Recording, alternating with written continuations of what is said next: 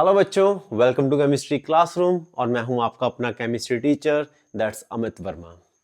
बच्चों, हमारा टॉपिक चल रहा था चैप्टर नंबर 1 ट्वेल्थ क्लास का सॉल्यूशंस के अंदर मैं आपको इंट्रोडक्शन ऑफ सॉल्यूशन दे चुका था, क्लासिफिकेशन ऑफ सॉल्यूशन भी दे चुका था। इसके अलावा हमने कॉन्सेंट्रेशन टर्म स्टार्ट की थी जिसमें कि हमने मास परसेंटेज विद न्यूमेरिकल्स कर लिए हैं, वॉल्यूम परसेंटेज विद न्यूमेरिकल्स भी कर लिए हैं, पार्ट्स पर मिलियन विद न्यूमेरिकल भी हमने कर लिया है। अब जो मेरे अगले टॉपिक्स हैं वो है बच्चों molarity, molality, mole fraction, normality. लेकिन इन चारों को करने के लिए तुमको एक टॉपिक रिवाइज करना पड़ेगा 11th क्लास का, some basic concepts of chemistry में हमने किया था, और वो टॉपिक का नाम है मोल कॉन्सेप्ट।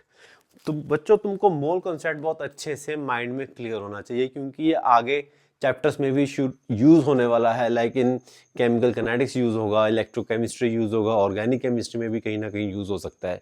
इसके अलावा 11th क्लास में भी एटॉमिक स्ट्रक्चर में, थर्मोडायनेमिक्स में, इक्विलिब्रियम में, हर जगह हमारा मोल कॉन्सेप्ट यूज होगा। बच्चों, मोल कॉन्सेप्ट को बहुत अच्छे से समझो एंड माइंड में अच्छे से बिठा लेना। Today's topic is mole concept. बच्चों, मोल कॉन्सेप्ट में सबसे पहले तो एक फंडामेंटल क्वांटिटी पिक करते हैं जो कि है मेरा amount of matter, my 7th fundamental quantity that's amount of matter. और इस फंडामेंटल क्वांटिटी की फंडामेंटल यूनिट जो होती है वो होती है मोल। मोल इज अ यूनिट जिसके माध्यम से हम अमाउंट ऑफ मैटर मेजर करते हैं। मोल कॉन्सेप्ट में हमारे पास एक बहुत फेमस साइंटिस्ट का नाम आता है Amedeo Avogadro. He was a person जिसने कि हमको इस 1 मोल में स्पेसिफिक नंबर दिया था। स्पेसिफिक नंबर स्टैंड्स फॉर कि like if I am talking about atoms, अगर हम एटम्स की बात कर रहे हैं तो 6.022 इंटू 10⁻23 ये वो एक स्पेसिफिक नंबर है। 6.022 into 10⁻23 atoms will make up 1 mole। 1 mole of electron की बात करते हैं, 6.022 into 10⁻23 electrons will make up 1 mole। Molecules की बात कर लो, 6.022 into 10⁻23 molecules will make up 1 mole। So that means जो ये नंबर है, that's this specific number is called 1 mole, और इस स्पेसिफिक नंबर का नाम है एवोगैड्रो नंबर। तो मैं पहले ही लिख देता हूं, there is a number called Avogadro number. Books में आपको ये n और इसके पैर में a ऐसे लिखा हुआ मिल जाएगा, और इसकी वैल्यू होती है 6.022 इंटू 10⁻23। तो चलो बच्चों, अब हम मोल कॉन्सेप्ट को पकड़ते हैं डिटेल में। मोल कॉन्सेप्ट में मैं चलो यहां सेंटर में लिखता हूं 1 मोल। बच्चों, 1 मोल का मतलब क्या हुआ? 1 मोल का मतलब क्या हुआ, इसको पकड़ते हैं। सबसे पहले तो हम बच्चों एटम्स के रिस्पेक्ट में बात करते हैं। एटम्स के रिस्पेक्ट में 1 मोल का मीनिंग क्या है? एटम्स के रिस्पेक्ट में मीनिंग है कि 6.022 into 10⁻23 atoms will make up 1 mole। क्या चीज है कि 6.022 इंटू 10⁻23 एटम्स हमें 1 मोल बना देंगे, या 1 मोल पूरी स्पेसिफिक क्वांटिटी फिक्स हो जाएगी। This much number of atoms will make up 1 mole of atoms. अब ये तो हो गया इन terms of number, atoms in terms of number 1 mole, right. अब हम बात करेंगे, या रिवर्स पकड़ो, like 1 mole in terms of number क्या होगा? 1 mole of atom in terms of number 6.022 into 10⁻23 atoms will make up 1 mole। अब बच्चों हम बात करते हैं in terms of mass. In terms of mass में अगर मैं आपको बताऊं कि इतने नंबर ऑफ एटम्स का वेट क्या आएगा, how much this number of atoms of specific element weight. Let's take an example, sodium. Sodium atomic number 11 है बच्चों, उसका मास नंबर आएगा 23।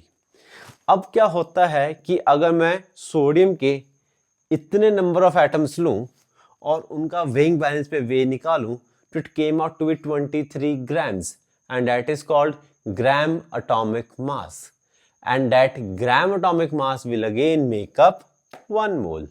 So that's 1 mole in terms of mass. तो बच्चों यहां पे मैं बोलता हूं बच्चों कि ग्राम atomic mass will make up 1 mole, right? तो ग्राम एटॉमिक मास एक बार दोबारा समझ लो कि इतने एटम्स का जो एक्चुअल वेट होगा in grams, that is called a gram atomic mass.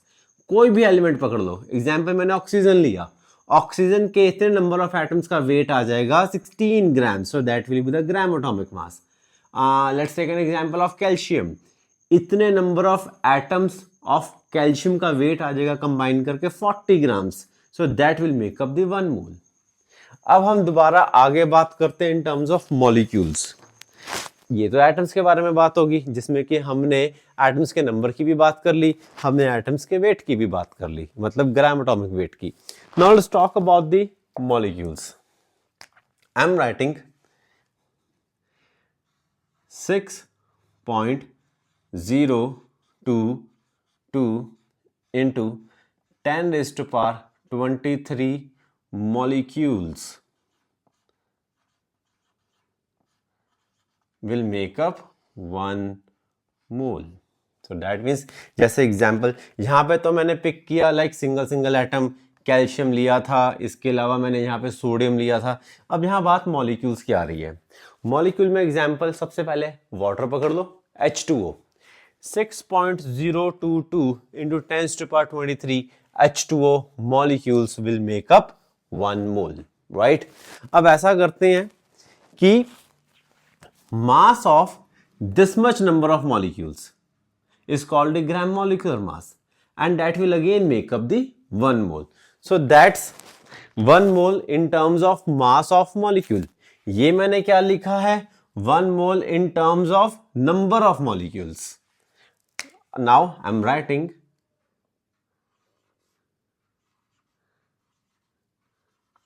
gram molecular mass.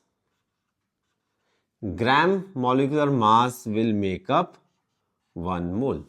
अब इसमें एक और एग्जाम्पल पकड़ लेते हैं कि 6.022 into 10 raised to power 23 CO2 molecules will make up 1 mole. तो that much number of CO2 molecules का वेट आ जाएगा, उसका atomic molecular mass 44 gram. That 44 gram will again make up the 1 mole, right? तो चलो ये भी हो गया. अब बच्चों अगली बात करते हैं फॉर्मूला यूनिट्स की. अब मैं यहां पे लिखता हूं बच्चों कि 6.022 into 10 raised to power 23 formula units will make up 1 mole, right? अब तुम में से बहुत सारे बच्चों को कंफ्यूजन होगा कि सर ये मॉलिक्यूल्स और फॉर्मूला यूनिट में फर्क क्या होता है. यहां भी समझो, सबसे पहली बात बच्चों, मॉलिक्यूल वर्ड आप तब लोगे जब आपका जो कंपाउंड है वो कोवेलेंट कंपाउंड होगा. ये आप 9th में करके आए हो कि कोवेलेंट कंपाउंड्स या कोवेलेंट बॉन्ड्स कौन से होते हैं. जब मेरे पास बॉन्ड बनता है नॉन मेटल और नॉन मेटल के बीच में बाय शेयरिंग ऑफ इलेक्ट्रॉन, तो बनता है कोवेलेंट कंपाउंड. वही CO2, वाटर, ये सब हैं कोवेलेंट कंपाउंड्स. तो उनके लिए मैंने वर्ड यूज किया था मॉलिक्यूल्स. अब बारी आती है फॉर्मूला यूनिट्स. फॉर्मूला यूनिट्स ये वर्ड यूज होगा जब मेरे पास जो कंपाउंड है वो कौन हो? आयोनिक कंपाउंड हो. कौन हो वो? आयोनिक कंपाउंड हो. आयोनिक कंपाउंड कब बनते हैं? आयनिक कंपाउंड जस्ट एक इलेक्ट्रोस्टैटिक फोर्सेस ऑफ अट्रैक्शंस होती हैं एक मेटल और नॉन मेटल के बीच में. मतलब मेटल कौन होता है? जो पॉजिटिव चार्ज एक्वायर करके कैटायन बनाएगा. नॉन मेटल कौन होता है? जो इलेक्ट्रॉन गेन करके नेगेटिव चार्ज एक्वायर करेगा। ठीक है, अब यहाँ पे क्या होगा, positive charge cation, negative charge अनायन, इनके बीच में इलेक्ट्रोस्टैटिक फोर्स ऑफ अट्रैक्शंस आएंगे। अब इलेक्ट्रोस्टैटिक फोर्स ऑफ अट्रैक्शंस को ही हम कहते हैं आयोनिक बॉन्ड। तो वहां से वर्ड आएगा आयोनिक कंपाउंड्स। तो ionic compounds example sodium chloride NaCl। बहुत सारे बच्चे क्या कंफ्यूजन करते हैं, NaCl को मॉलिक्यूल मान लेते हैं। नो बच्चों, NaCl मेरा फॉर्मूला यूनिट है, आप उसको मॉलिक्यूल नहीं बोलोगे, आप उसको फॉर्मूला यूनिट बोलोगे। क्यों? क्योंकि NaCl was the ionic compound.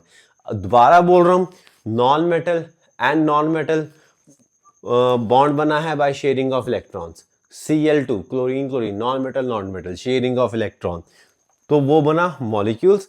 जब Na पॉजिटिव Cl नेगेटिव, दो ऑपोजिट चार्जेस में इलेक्ट्रोस्टैटिक फोर्स ऑफ अट्रैक्शन आया, उसको हम बोलेंगे आयोनिक कंपाउंड। और NaCl is called as formula unit, not the molecules।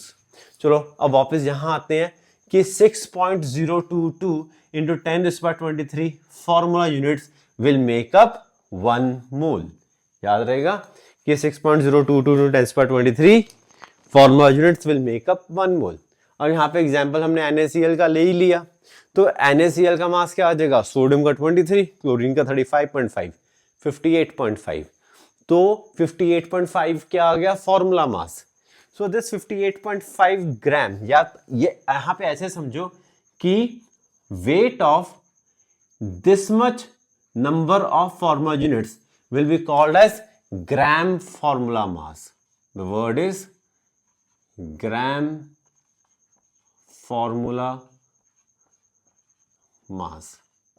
This gram formula mass will again make up 1 mole। अब example मैंने लिया हुआ है सोडियम क्लोराइड NaCl, मास कितना आया 58.5, मतलब इतनी नंबर ऑफ फॉर्मूला यूनिट्स का मास आया 58.5 ग्राम्स, जो कि 1 मोल बनाएगा। So that's 1 mole in terms of gram formula mass। Again it's 1 mole in terms of number of formula units। Now बच्चों हम आगे बात करते हैं। सॉरी ये मिट गया था थोड़ा। अब मेरे पास एक पॉइंट और बच रहा है, वो पॉइंट कौन सा है बच्चों, वेरी इंपॉर्टेंट पॉइंट। ये गैस के टर्म्स में है, इन terms of volume 22.4 liters of any gas, 22.4 liters of any gas at standard temperature and pressure। Standard temperature and pressure का मतलब ये है कि टेम्परेचर मेरा 273 केल्विन, प्रेशर 1 एटमॉस्फेयर या 1 बार। इस टेम्परेचर एंड प्रेशर पे 22.4 litre of any gas will make up 1 mole, will make up 1 mole। So 22.4 liter of any gas at STP will make up 1 mole। And you will be again surprised, 22.4 liter of any gas at STP will weigh equal to the gram molecular mass of that gas। जैसे मैं example लेता हूं chlorine gas, Cl2 gas, chlorine का मास कितना होता है 35.5, Cl2 था तो इट्स 71, राइट। Cl2 का मास कितना आ गया 71, तो मतलब 22.4 liter of chlorine at standard temperature and pressure will make up 1 mole, and that 1 mole has a gram molecular mass of 71 grams।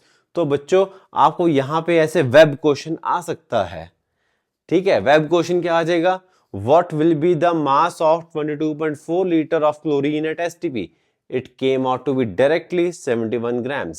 तो बच्चों आपको इन्हीं कितनी चीजें हैं ये 1 2 3 4 5 6 7, इन्हीं 7 चीजों के वेब क्वेश्चन बन के आएंगे। तुमने बिल्कुल कंफ्यूज नहीं होना, तुमने बस मोल्स के ऊपर फोकस रखना है, राइट। अब हम जब मोलैरिटी करेंगे, मोलैरिटी में आपको नंबर ऑफ मोल्स कैलकुलेट करने के लिए कई बार आएगा, ठीक है।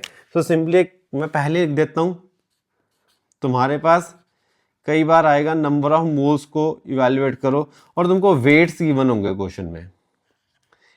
अब क्वेश्चन में तुमको एक स्पेसिफिक वेट दिया हुआ है, तुमने क्या करना, उसको उसके मॉलिक्यूलर मास या एटॉमिक मास से डिवाइड कर देना है तो तुम्हारे पास नंबर ऑफ मोल्स निकल आएंगे। जैसे कि फॉर एग्जांपल मैं बोलता हूँ, हमने एग्जांपल यहाँ पे सोडियम का लिया हुआ था, मेरे को अभी भी याद है, सोडियम का लिया था। सोडियम का मास था 23 ग्राम। 23 ग्राम वॉज मेकिंग अप 1 मोल।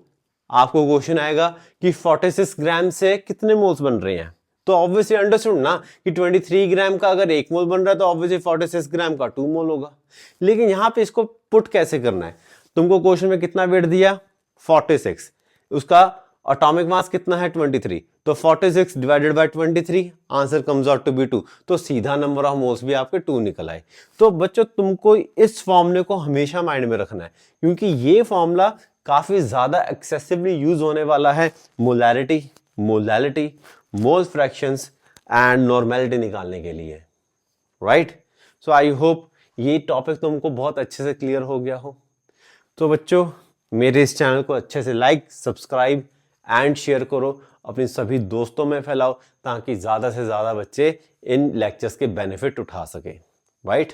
चलो मिलते हैं हमारे अगले लेक्चर में, जिसमें कि हम करने जाएंगे कर रहे हैं मोलैरिटी।